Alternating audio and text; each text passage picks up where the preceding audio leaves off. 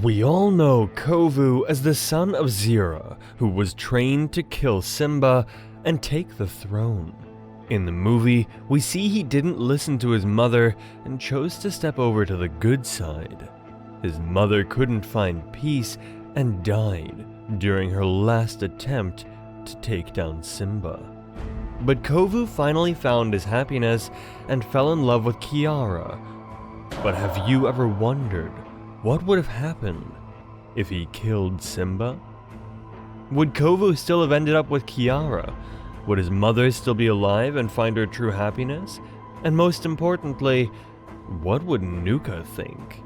As the jealous brother he always was, would he just follow orders of Kovu? Or would he fall on the same path as his father Scar, who killed his own brother because of his jealousy? Well, this is what would have happened if Kovu killed Simba. A fire was spreading quickly over the Pride Lands. Simba realized Kiara was still out there and sprinted off to go look for her. When he found her by the water, he saw a strange lion standing next to her. It was Kovu. At first, Simba didn't trust him, but Kiara spoke up for him. "Father, he saved me from the fire," she said. Simba looked into Kovu's eyes, still unsure. But because Kiara seemed to really trust him, Simba agreed to let him stay in the Pride Lands, and they all went back to Pride Rock. Kovu stood at the edge of Pride Rock, looking out at the green fields full of animals. He made it into Simba's pride, just as Zira had planned. She told him this was his way to get close to Simba, so close that he could finish what Scar had started. As the days passed, Kovu spent time with Kiara. They hunted together, laughed together, and watched the stars together. But Kiara didn't know that Kovu was hiding something. He had been trained all of his life to kill Simba. But still, Kiara's kindness did something to him.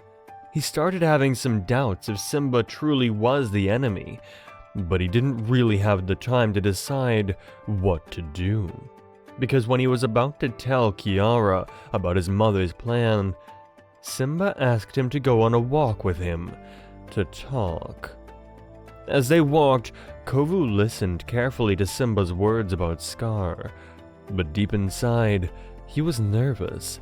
He knew his mother was waiting for the right moment to attack. But then something happened. Growls started to come closer and closer, and then, all of a sudden, Zira and her lionesses showed themselves. They attacked with no mercy.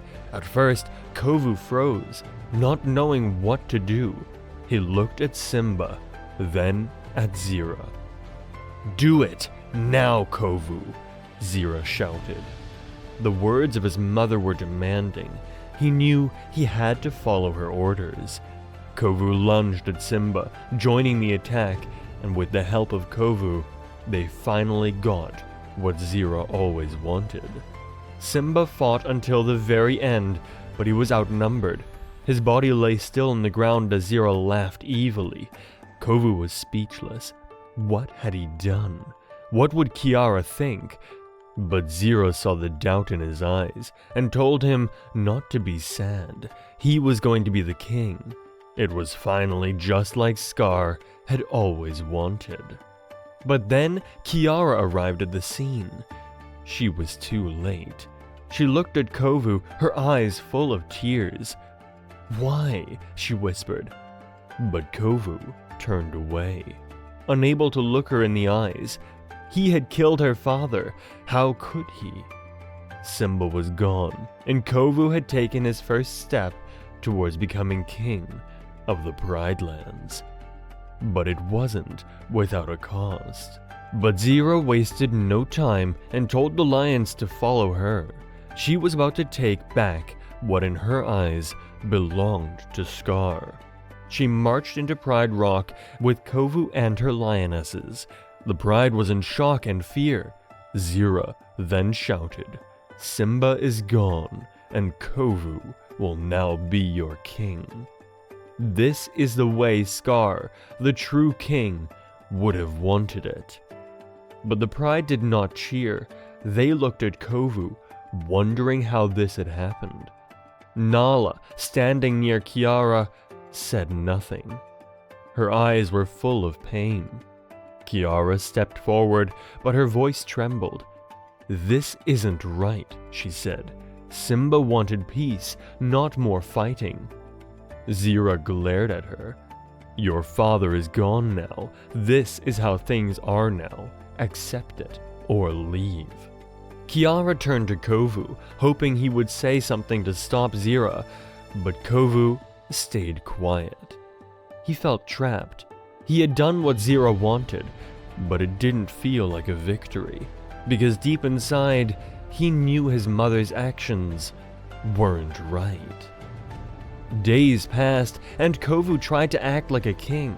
He gave orders and held meetings with the Pride, but the lionesses of Pride Rock didn't trust him.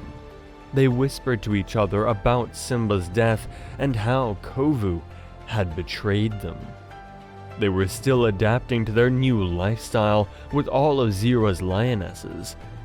They had to hunt more now that they had to feed more lions. Zira's other kids, Nuka and Vitani, also thought they had a lot to say now. Vitani was close to Kovu and passed down his commands to the other animals, while Nuka was mostly just angry that he wasn't the king. He thought since he was the eldest, he deserved to be Scar's heir.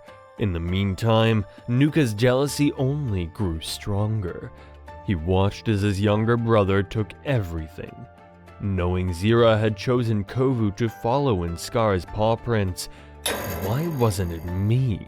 Nuka muttered to himself. "I'm Scar's real son. I deserve to be king." Kovu noticed some tension between him and Nuka. He tried to include him more in his decisions, but it was never enough. Nuka wanted more. He began to think about what Scar had done to Mufasa. If Scar could take the throne by force, maybe Nuka could too. The Pride Lands slowly began to change.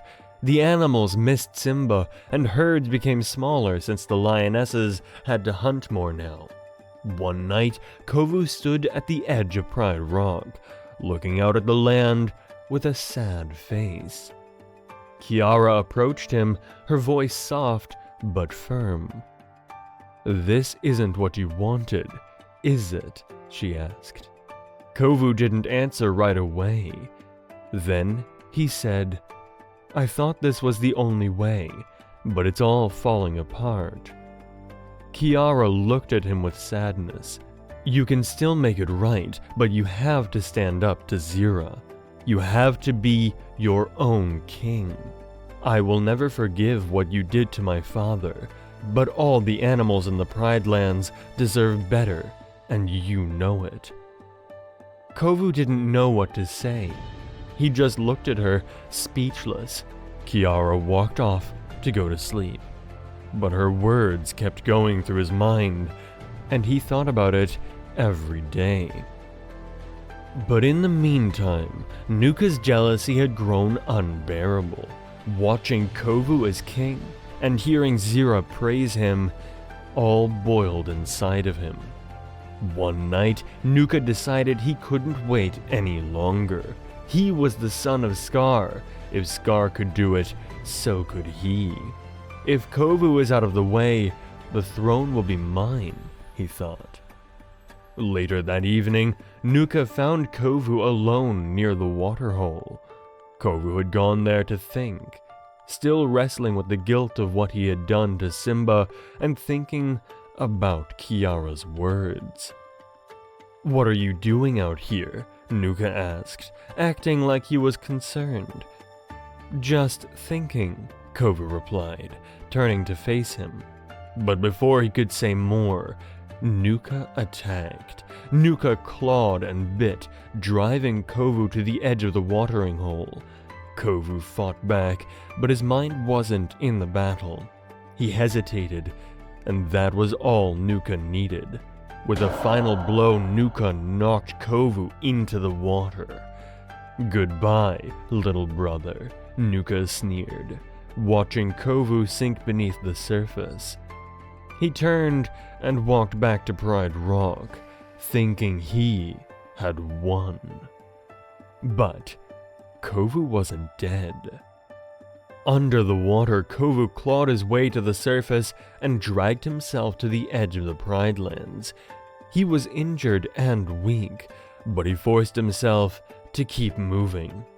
"I can't go back," he thought. "Not yet. They'll kill me." Over the next few days, Kovu hid near the edge of the Pride Lands to let his wounds heal. He thought about everything: his betrayal of Simba, the connection he first had with Kiara, and his own brother that wanted to kill him. He realized that Zira's dream of power had destroyed everything he cared about, and that this could go on no longer. Meanwhile, back at Pride Rock, Nuka had returned with a big smile. He happily announced to the Pride, "Kovu is gone. I am the king now." The Pride was in shock and gasped. Kiara, standing near the back, felt her heart break again. First for her father, and now Kovu. This can't be happening, she thought. Zira looked at Nuka with a mix of anger and pride. She had lost Kovu, the son she had trained for years, the one that Scar had chosen as his heir. But as she looked at Nuka, she saw the ambition and cunning of Scar. "Maybe it was always meant to be you," she said softly. But Nuka was no Scar.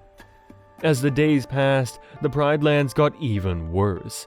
The hunting grounds were empty, the rivers dried up, and the lionesses started to lose their faith. Nuka barked orders, but he had no idea how to lead. The Pride suffered and Kiara could only watch and do nothing, unable to bear it any longer. Kiara made a decision.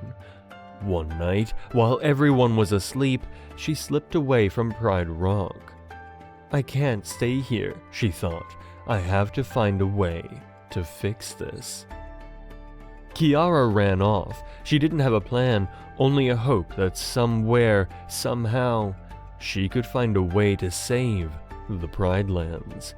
She looked around for days, hoping to find a bit of life somewhere.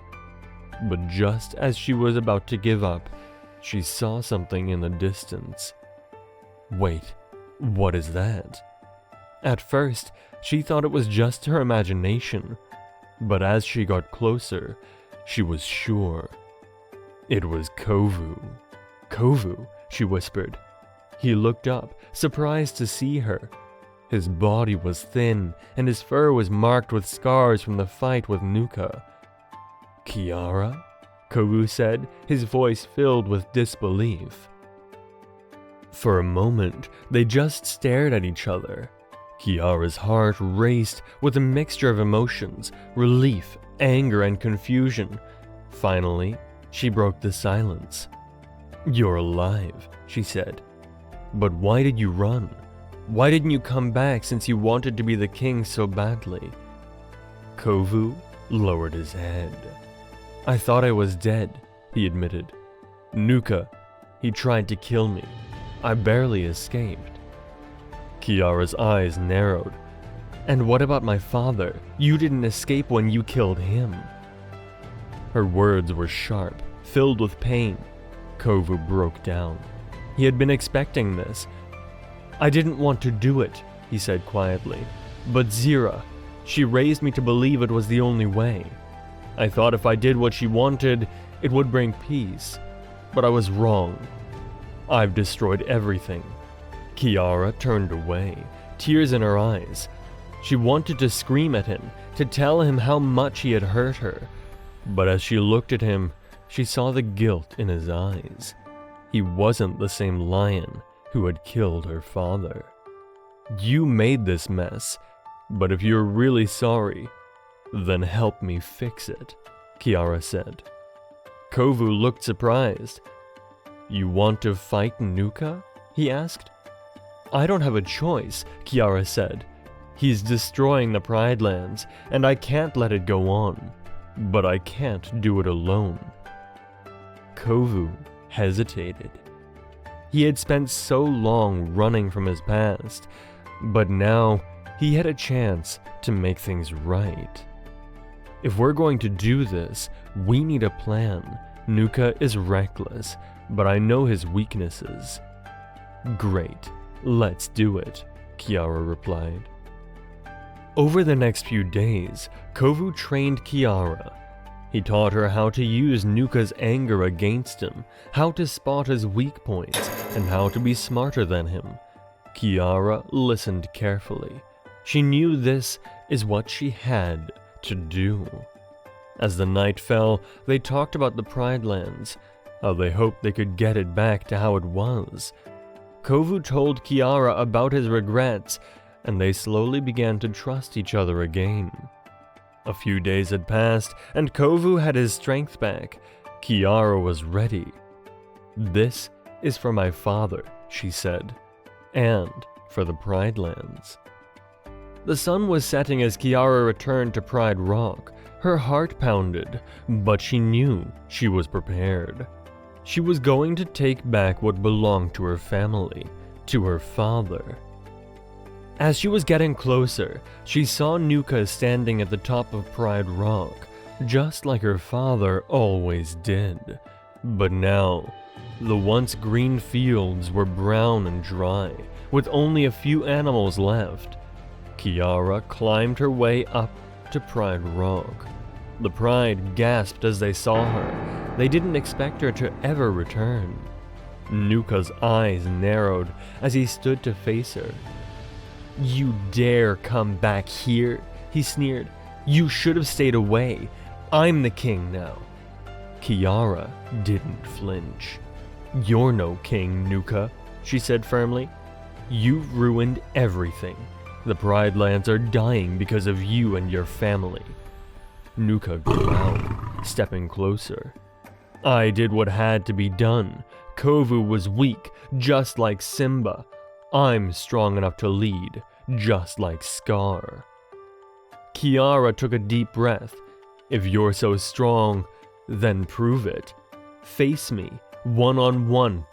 If I win, you give up the throne." Nuka laughed. "You challenge me? This will be over in seconds." The Pride watched in silence as Kiara and Nuka faced each other. Nuka tried to hit Kiara in the face with his claws, but Kiara was ready. She remembered everything Kovu had taught her, how to use Nuka's aggression against him. She dodged Nuka's attacks easily with a smile. "Getting tired already?" she taunted. Nuka roared in frustration and tried to hit her again, but Kiara kept dodging him, waiting for him to get tired. As the fight continued, Nuka grew angrier and angrier. Just like Kovu had said, he didn't notice how close he was getting to the edge of Pride Rock. Kiara saw her chance and hit him in his face as hard as she could. Nuka slipped, his paws scrambling for grip. For a moment, Kiara hesitated. She didn't want to be like him, taking lives for power. She offered her paw in a moment of mercy, but Nuka angrily refused, saying he wouldn't give up the throne. Nuka lost his grip and fell, landing hard on the rocks below. He let out a final roar before everything went silent. The Pride was in shock. Their eyes were on Kiara. "Wow, what just happened?" Vitani said softly. Slowly, Kiara turned around to face the lionesses. "I didn't come back to fight for power," she said. "I came back to fight for all of you. The Pride Lands deserve peace, and together, we can rebuild them." The lions bowed their heads in respect. Nala stepped forward, her eyes filled with pride. "You're your father's daughter," she said softly. Kovu was watching from a distance. He felt a mixture of relief and pride. Kiara had done what he couldn't, and she had proven herself as a true leader. Kiara walked to the top of Pride Rock, looking at all the lions and other animals that were still left. The fight was over, but her heart still felt heavy. Before she could say anything, the lions turned their heads as they saw something coming from the distance. As it came closer, they soon realized it was Kovu. Everyone was in shock and began to talk. They thought he was dead. Kiara raised her paw to quiet them. "Kovu survived Nuka's attack, and he isn't our enemy anymore," she said, her voice strong and clear. "He helped me train to fight Nuka. I couldn't have done it without him." Vitani stepped forward. She was very confused. "But Kovu, why did you kill Simba then? And Mother, why did you make us think he was the enemy?" Kovu stepped forward to talk to Vitani. "Vitani, I followed our mother so long because I thought it was the only way," he said. "But she was wrong. Her way has only brought pain and suffering to everyone, including you. We don't have to live like this anymore. We can do better." Vitani hesitated, looking between Kovu and Zira, who was standing further back with the Outlander lionesses. Zira's eyes burned with anger. "Don't listen to him, Vitani," she shouted. "He's a traitor. He's abandoned us and Scar's legacy." But Vitani took a step towards Kovu. "Maybe he's right," she said softly. "Maybe Scar's way isn't the answer anymore." One by one, the other lionesses began to move over to Kovu and Kiara's side. They lowered their heads to show their respect to Kiara. Only Zira stayed behind, her claws digging into the ground with anger. "No!" Zira roared. "You'll all regret this!"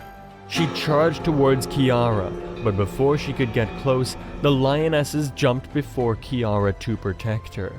Kiara looked at Zira with calm determination. "This is your choice," she said. "Come in peace or leave the Pride Lands forever." Zira's eyes darted around, realizing she was outnumbered. With a growl, she turned and began to back away. "This isn't over," she hissed before disappearing into the shadows, leaving the Pride Lands behind. As the Pride settled, Kiara turned to Kovu. They looked at each other, and for the first time in what felt like ages, there was no anger or tension between them. "You're staying?" Kiara asked, and Kovu nodded. "If you'll allow me," he said. "I want to help fix what's been broken." Together, Kiara and Kovu began the hard work of rebuilding the Pride Lands. They worked hard to gain the trust of the animals back, but it was the beginning. The rivers flowed again, the grass grew tall and green, and so peace returned to the Pride Lands.